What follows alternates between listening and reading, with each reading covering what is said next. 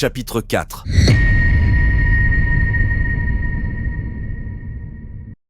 En revenant dans la voiture, la pâleur soudaine qui avait envahi le visage d'Allison déclencha immédiatement l'alarme chez Sophia. Allison vacillait entre stupeur et incrédulité. Se tournant vers Sophia, elle murmura, sa voix ébranlée par l'émotion. « C'est incroyable, ce type est complètement malade. » Elle tendit le téléphone à Sophia qui, en voyant la photo, laissa échapper un cri. « Mais c'est pas sérieux, c'est ton soutien-gorge là ?» Allison n'eut pas besoin de répondre. Son regard était éloquent. Elle s'affaissa dans son siège, l'air désemparé.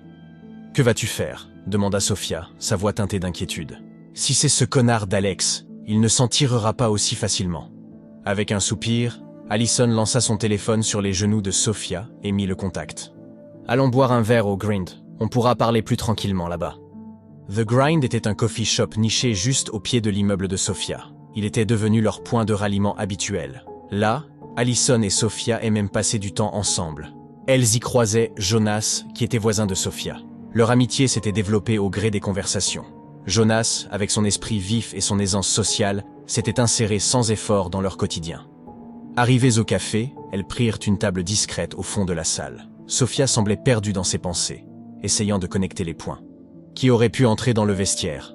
Sans doute un camarade de classe, mais Alex? Elle hésita, le trouvant suspect, surtout après l'altercation. Pourtant, elle ne le croyait pas capable d'une telle machination. Allison tentait de siroter son café, mais ses mains tremblaient trop pour tenir sa tasse. Elle oscillait entre une colère dévastatrice et l'envie de fondre en larmes. « Je vais le lui faire payer », grogna Allison à travers ses dents serrées. Sophia savait qu'il ne fallait pas la laisser se faire submerger par la colère. Une fois en proie à cette fureur, elle perdait toute rationalité et la situation pourrait vite déraper. Sophia prit son téléphone et se mit à fouiller le compte d'Ecos. « Regarde, il a été créé il y a seulement 3 mois. La première photo date d'il y a moins d'1 mois. » Ensemble, elles examinèrent chaque photo, cherchant des indices. « Je sens que ces photos sont liées à moi, » dit Allison. « C'est évident pour certaines, comme le parasol, ma rue, mes vêtements. Mais les autres, elles m'évoquent aussi quelque chose, même si je ne peux pas l'expliquer. » Après avoir soigneusement étudié chaque photo, Allison et Sophia ne purent s'empêcher de constater l'habileté remarquable du photographe, ce qui rendait la situation encore plus étrange. « C'est bizarre. Il est vraiment doué, » observa Allison. « Je ne vois pas comment un élève de notre école pourrait prendre des photos pareilles. » Sophia hocha la tête, son regard toujours fixé sur les images. « Tu as raison. On devrait vérifier les comptes Instagram des autres élèves, voir si quelqu'un a un style similaire. » Elles se mirent à parcourir les profils de leurs camarades, mais aucun ne semblait correspondre au talent de Ecos. Finalement, frustrées par leurs recherches infructueuses, elles se regardèrent, le sentiment d'incertitude grandissant. « C'est un boulot de fou, » soupira Sophia. « Franchement, ce photographe me fout les jetons, » répondit Allison. « Je vais suivre ce compte avec toi, nous allons bien finir par trouver un indice. » Allison et Sophia étaient profondément plongés dans leur discussion quand Jonas les aperçut à travers la vitrine. Il changea immédiatement de direction et entra d'un pas décidé, ses yeux trahissant une curiosité piquée. « Salut les filles, ça vous dérange si je m'installe ?» Les deux amis, encore sous le choc de leur conversation, sursautèrent. « Hein ? Oui, vas-y, assieds-toi, » répondit Allison.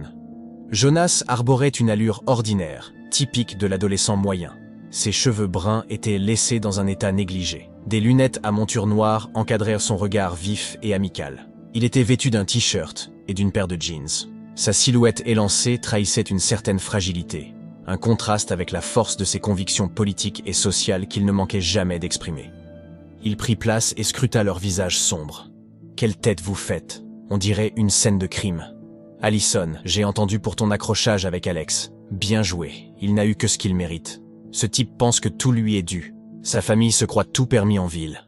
La prochaine fois, attends-moi, je te donnerai un coup de main. » Étant donné la différence de carrure entre lui et Alex, la dernière remarque semblait purement rhétorique. Allison esquissa un sourire contraint, mais ne répondit pas. Sophia, soucieuse, intervint. Quelqu'un s'en prend à Allison. Son casier a été fouillé et ses affaires ont été volées. Un malade a piqué ses sous-vêtements. Le regard de Jonas dériva un instant vers Allison, une lueur indéchiffrable dans les yeux. Ça semble juste une blague de mauvais goût, rien de bien grave, et il n'a rien volé de valeur, dit-il, minimisant l'incident. Sophia reprit la parole. Ce n'est pas juste une blague, Jonas. Le type qui a fait ça prend des photos et les publie sur Instagram. Elle tendit son téléphone à Jonas. Jonas parcourut les photos, s'attardant sur le soutien-gorge.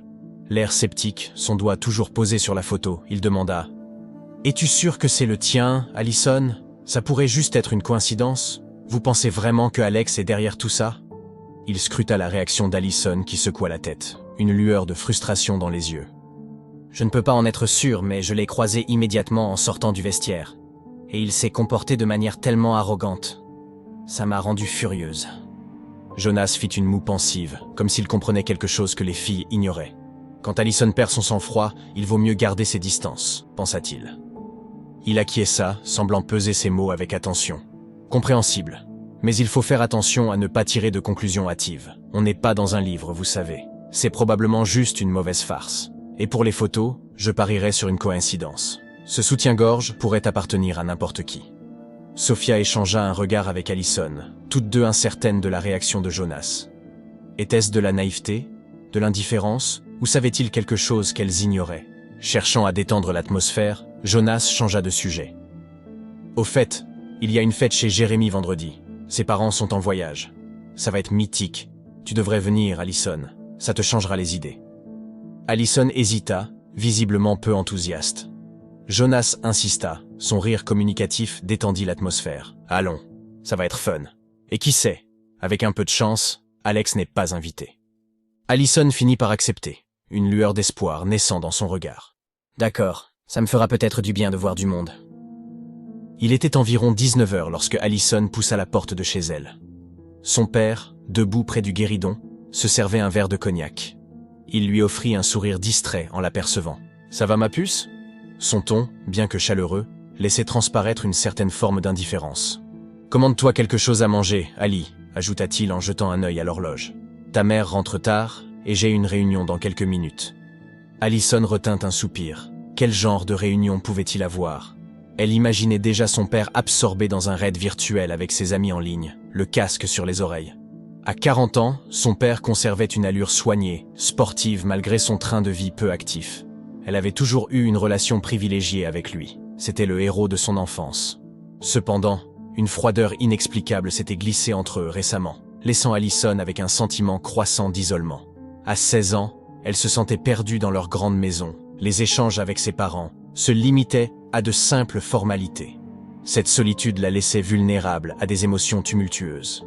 Des vagues de colère la submergeaient parfois, suivies de pensées sombres, presque destructrices. Allison avait toujours senti que quelque chose en elle était en désaccord avec le monde qui l'entourait.